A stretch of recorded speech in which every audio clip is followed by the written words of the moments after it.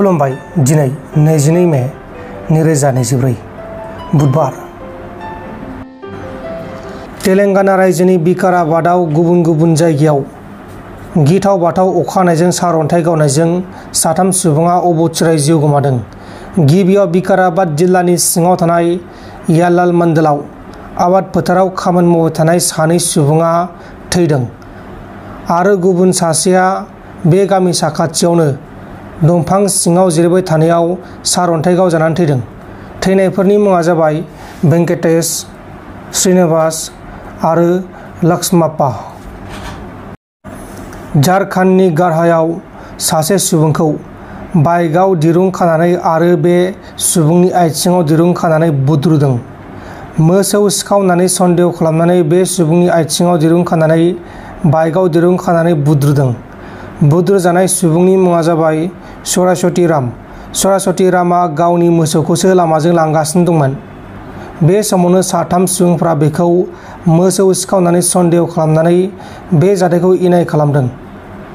बे समाव सरस्वती रामखौ फाहामसालियाव फाहामथायगासिनो दङ आरो सरस्वती रामा बे जाथायनि सायाव पुलिसनि केस होनायबो जाबाय आरो जाथायाव लोब्बा थानाय सासे दायनिगिरिखौ झारखन्ड पुलिस एरेस्ट खालामबाय, नाथाय गुबुन सानैखौ दासिमाव एरेस्ट खालामथ'नाय जायाखै। दा बिसोरखौ एरेस्ट खालामनो थाखाय नागिरगासिनो दङ आरो सरस्वती रामखौ फाहामसालियाव फाहामथायगासिनो दङ।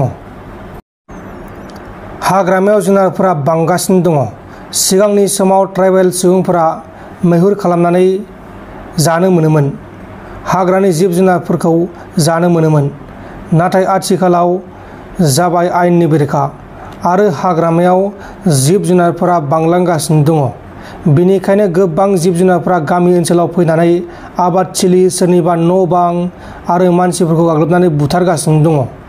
बेबायदिनो अदालगुरि जिल्लानि सिङाव थानाय कमाबारियाव हाग्रानि बनगुरुआ फैनानै गाग्लोबनायाव सासे बर' आइजोआ गोब्राबै जोखोम जादों।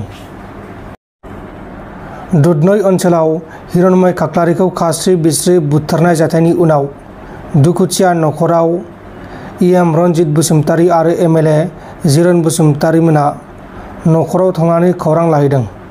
बुथारग्रा आरो जिनाहारि खालामग्रा दायनिगिरिफोरखौ गोख्रोंनिसाय गोख्रोंसिन साजा होनायनि गासै राहाफोरखौ लानाय जागोन होननानै रनजित बसुमतारीया बुंदों।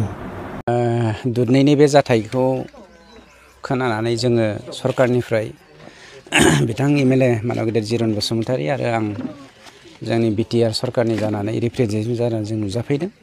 खोब दुखु मोनदों।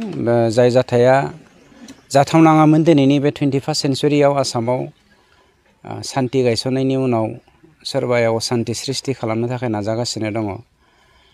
जिखियानो जायाथों, जोङो दुखु फोरमायनायखौ जों नैबे न'खरनि बिब'निसिमबो हरनाय थाबाय, बिथांनि न'खरनि गासैबो सोद्रोमानिसिम हरबाय दुखु फोरमायनायखौ। लोगोसे जों बेखौनो न'खरनि गागिफोरनिसिम बा गामिनि रायजो राजानिसिम मोनसे जोङो फोरमायथिना होनो नागिरदों।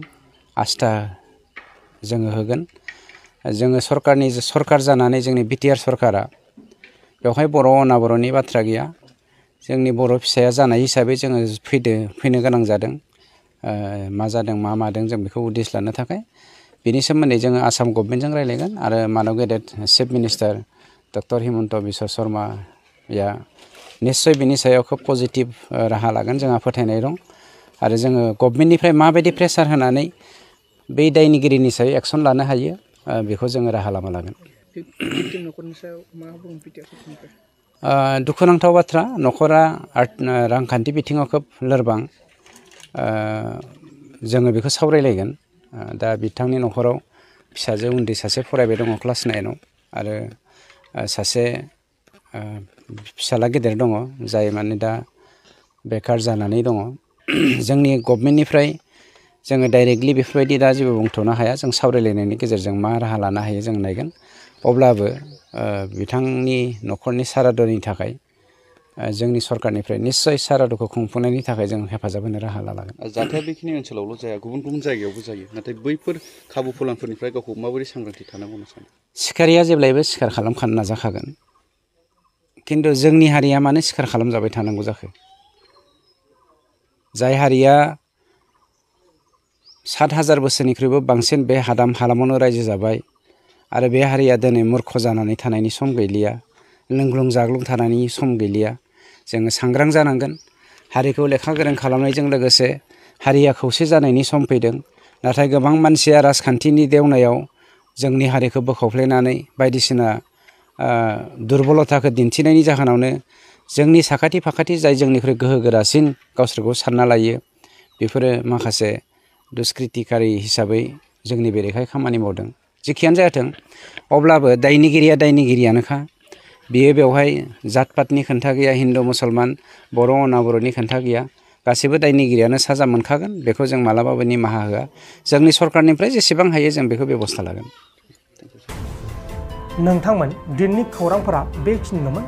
बेखिनिसिम नायनायनि थाखाय नोंथांमोननिसिम रोजा रोजा साबायखर। गोजोन्थों। एसेनोसै।